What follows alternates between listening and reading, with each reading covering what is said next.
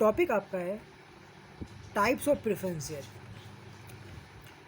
देखो, preference share को आप 4 बेसिस पे आप बांट सकते हो। पहला जो आपका बेस है वो आपका दे रखा है, देखो, डिविडेंड के बेस पे। तो पहले अगर हम बात करें डिविडेंड के बेस पे, तो डिविडेंड के बेस पे हम प्रेफरेंस शेयर को 2 पार्ट्स में बांट सकते हैं। एक कॉम्युलेटिव प्रेफरेंस शेयर, एक आपके non cumulative preference share. Cumulative preference share holder एक ऐसे शेयर होल्डर होते हैं या एक ऐसे शेयर्स होते हैं जिनको डिविडेंड मिलना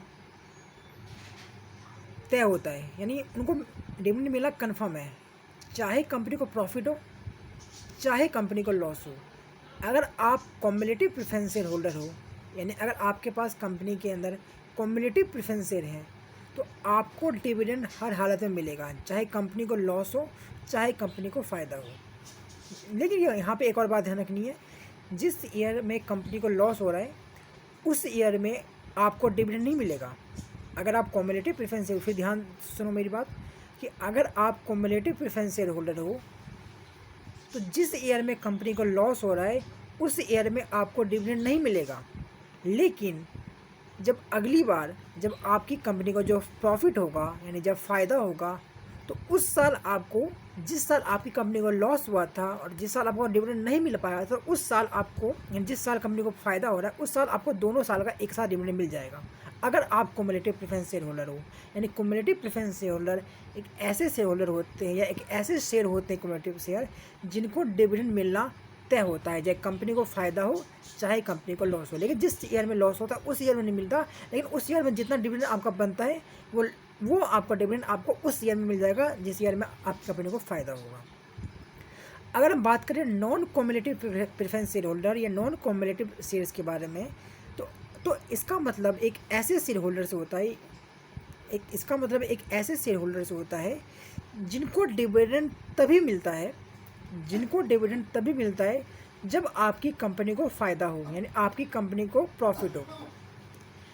अगर आपकी कंपनी को अगर लॉस हो रहा है ना, अगर पहली कंडीशन, अगर आपकी कंपनी को लॉस हो रहा है और आप हो non cumulative preference share holder, तो उस केस में जिस ईयर में आपको लॉस हुआ है उस ईयर का डिविडेंड ना तो आपको उस साल मिलेगा और ना ही आपको फ्यूचर में मिलेगा, अगर आप non cumulative preference share holder हो। लेकिन अगर आप कम्युलेटिव प्रेफरेंस शेयर होल्डर हो तो जिस ईयर में आपकी कंपनी को लॉस हुआ है उस ईयर में नहीं मिलेगा, लेकिन फ्यूचर में आपको मिल जाएगा। लेकिन नॉन कम्युलेटिव में ऐसा नहीं है, अगर लॉस हुआ कंपनी को तो कभी नहीं मिलेगा। लेकिन कम्युलेटिव में अगर लॉस हुआ, यानी कि अगर आप कम्युलेटिव प्रेफरेंस शेयर होल्डर हो और आपकी कंपनी को लॉस हुआ है तो आपको फ्यूचर में वो उस ईयर का, लॉस वाले ईयर का डिविडेंड मिल जाएगा। ये मेरा कहने का मतलब था। यानी कि आपके डिविडेंड के बेस पे आपके 2 टाइप के प्रेफरेंस शेयर होल्डर होते हैं, एक कॉम्युलेटिव, एक आपके नॉन कॉम्युलेटिव। ठीक है। अब सो सेकंड जो बेसिस है वो आपका है with reference to participation in surplus profit. ये आपका सेकंड आधार है प्रेफरेंस शेयर को बांटने का।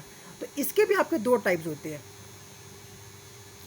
Participation preference share holder and non participation preference share holder. इसका मतलब ये है कि इसमें लिखा गया, देखो, कि besides the extending the dividend participant preference share holder are also entitled to surplus profit of the company. इसका मतलब ये है कि जो आपकी कंपनी होती है, यानी कि अगर आप पार्टिसिपेशन प्रेफरेंस शेयर होल्डर हो, अगर आप किसी कंपनी की अगर पार्टिसिपेशन प्रेफरेंस शेयर होल्डर हो, तो आपकी कंपनी जब अपने सारे शेयर होल्डर को, यानी कि इक्विटी को भी, प्रेफरेंस को जब डिविडेंड दे देगी, उसके बाद भी जो सरप्लस प्रॉफिट जो बच जाएगा, तो अगर आपको उस सरप्लस प्रॉफिट में भी अगर आपको कुछ हिस्सा मिल रहा है ना, यानी आपको डिविडेंड मिल चुका है, आपको डिविडेंड ऑलरेडी मिल चुका है, लेकिन कंपनी डिविडेंड के देने के बाद भी अगर कंपनी के पास कुछ प्रॉफिट बच रहा है और आप उस प्रॉफिट में अगर आपका अधिकार है, यानी कुछ आप उसमें पार्टिसिपेट कर रहे हो सरप्लस प्रॉफिट में, तो उसे आप कहेंगे, तो उस केस में आप हो जाओगे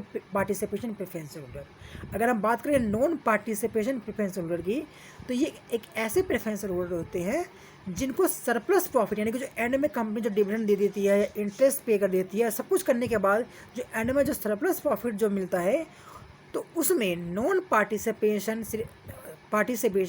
सिर्फ प्रेफरेंस शेयर होल्डर को कुछ भी नहीं मिलता, यानी उनको सिर्फ डिविडेंड तक मिलता है। अगर आप उन्हें एक्स्ट्रा कुछ नहीं मिलता। कहने का मतलब ये है कि पार्टिसिपेंट शेयर होल्डर को कंपनी के डिविडेंड के अलावा अगर एंड में कंपनी कुछ प्रॉफिट बच जाता है, सब कुछ करने के बाद, इंटरेस्ट देने के बाद कंपनी को, सब कुछ करने के बाद अगर कंपनी कुछ प्रॉफिट बच जाता है, जिसे हम कहते हैं सरप्लस प्रॉफिट, तो अगर आप उस सरप्लस प्रॉफिट में अगर अपना हक रखते हो तो इसका मतलब आप हो पार्टिसिपेशन प्रेफरेंस शेयर होल्डर। ठीक है, अगर आप नॉन पार्टिसिपेंट हो तो इसका मतलब आपको सरप्लस प्रॉफिट में कोई भी अधिकार नहीं है। यह आपका दूसरा आधार था टाइप्स ऑफ प्रेफरेंस शेयर का। अगर हम तीसरे की बात करें तो वो आपका है विथ रेफरेंस टू कन्वर्टेबिलिटी। तो इसके आधार पर भी प्रेफरेंस शेयर होल्डर को हमने दो पार्ट्स में बांट रखा है। पहला है कन्वर्टिबल, दूसरा है आपका नॉन कन्वर्टिबल। तो सिंपल सी बात करता हूँ, तो अगर सिंपल शुद्ध शब्दों में बात करूँ तो कन्वर्टिबल प्रेफरेंस शेयर होल्डर का मतलब एक ऐसे प्रेफरेंस शेयर होल्डर से है जिसको आप इजीली, बहुत ही आसान तरीके से आप इक्विटी शेयर्स में आप कन्वर्ट कर सकते हो। यानी कन्वर्टिव प्रेफरेंस शेयर होल्डर का मतलब एक ऐसे शेयर से होता है जिसको आप आराम से इक्विटी शेयर में कन्वर्ट कर सकते हो। जबकि बात करूं मैं नॉन कन्वर्टिबल, इसके नाम से ही साबित होता है कि एक ऐसे प्रेफरेंस शेयर होल्डर जिसको आप इक्विटी में कन्वर्ट नहीं कर सकते, उसे हम कहते हैं नॉन कन्वर्टिबल प्रेफरेंस शेयर। ठीक है, यह आपका तीसरा आधार था प्रेफरेंस शेयर को बांटने का। अभी चौथा आधार क्या है? चौथा आधार है विथ रेफरेंस टू रिडम्पशन। आइए देखते हैं। इसके आधार पे भी जो आपका प्रेफरेंस शेयर है उसको भी हम दो पार्ट्स में बांटा है। एक है रिडेमेबल, एक है आपका नॉन रिडेमेबल। देखो, इसका रिडेमेबल का मतलब ये है कि यानी कि आपकी कंपनी ने अगर प्रेफरेंस शेयर के थ्रू अगर किसी से अगर पैसा ले रखा है, अगर आपकी कंपनी ने किसी से अगर प्रेफरेंस शेयर के थ्रू अगर पैसा ले रखा है, तो अगर आप उस प्रेफरेंस शेयर को एक फिक्स डेट पर अगर आप वापस कर देते हो उसको और उसको पैसा लौटा देते हो, यानी आपको पता है कि जब आप किसी कंपनी, यानी अगर आपकी कंपनी है और जब आप शेयर इशू करते हो तो इस प्रोसेस में क्या होता है? इस प्रोसेस में ये होता है कि आपके पास पैसा आता है, यानी आपकी कंपनी के पास पैसा आता है और आपकी कंपनी से शेयर्स जाते हैं। ठीक है, ये होता है।